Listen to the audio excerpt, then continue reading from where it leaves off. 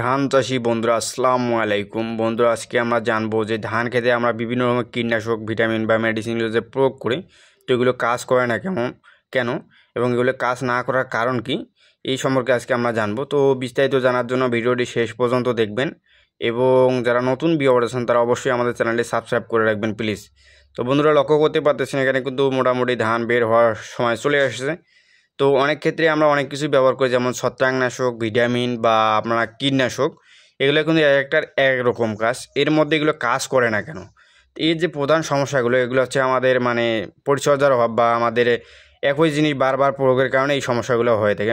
একটা জিনিস লক্ষ্য করবেন, আপনারা যখন একটা জিনিস বারবার একটা জমিতে প্রয়োগ করবেন তখন কিন্তু ওই জিনিসটা আর কাজ করবে না। তার কারণ হচ্ছে আপনারা মাজরা পোকার জন্য যে ওষুধটা বারবার প্রয়োগ করতেছেন, তখন কী হচ্ছে, প্রথম অবস্থায় যে কীটনাশকটা আপনারা প্রয়োগ করলেন তখন কিন্তু আপনার মাজরা পোকাগুলো মোটামুটি মারা যাবে।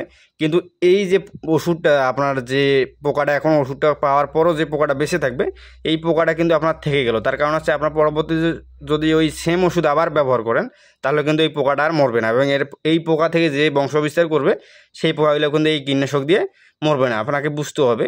তো আপনারা কী করবেন ওষুধ কাজ করার জন্য, এখন প্রথম অবস্থায় যে কীটনাশকটা প্রয়োগ করলেন পরবর্তীতে আলাদা কীটনাশক প্রয়োগ করবেন।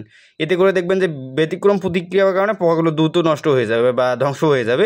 এতে করে দেখবেন যে আপনার জমিতে পোকা থাকবে না। অনেক সময় দেখা যায় অনেক জমিতে ছত্রাক ছত্রাক আক্রমণ করে। তো এই ছত্রাকগুলো কিন্তু অনেক সময় প্রথম অবস্থায় দমন হলেও পরবর্তীতে দমন হতে চায় না। এরও কিন্তু একই একটা কারণ হয়ে থাকে। দেখবেন যে আপনারা বারবার একই রকমের ছত্রাকনাশক প্রয়োগ করতেছেন। তো এই ছত্রাকনাশকের যে প্রতিক্রিয়াটা, এটা কিন্তু গাছটা আর সব এখন স্বাভাবিক অবস্থা হয়ে গেছে। তো এর জন্য যদি আপনারা ছত্রাকনাশকটা আলাদাভাবে বা পাল্টে পরিবর্তন করে আপনারা প্রয়োগ করেন, তাহলে দেখবেন যে আপনারা কিন্তু ছত্রাকটা দমন হবে তাড়াতাড়ি। এই যে দেখেন গাছের গোড়ার দিকে পাতাগুলো কেমন হয়ে গেছে, এই যে পাতাটা দেখেন। তো এরকমভাবে যখন পাতা হয়ে যাবে তখন আপনারা কী করবেন, প্রথম অবস্থায় যে ছত্রাকনাশকটা প্রয়োগ করেছেন পরবর্তীতে আলাদা ছত্রাকনাশক প্রয়োগ করুন। এতে করে দেখবেন যে আপনার কাজটা ভালো হবে এবং অতি দ্রুত আপনারা দেখবেন যে গাছের রোগগুলো আপনারা দমন করতে পারবেন। তো বন্ধুরা, আজকে পর্যন্তই। সবাই ভালো থাকবেন। ভিডিওটি ভালো লাগলে অবশ্যই আমাদের চ্যানেলটি সাবস্ক্রাইব করে রাখবেন প্লিজ।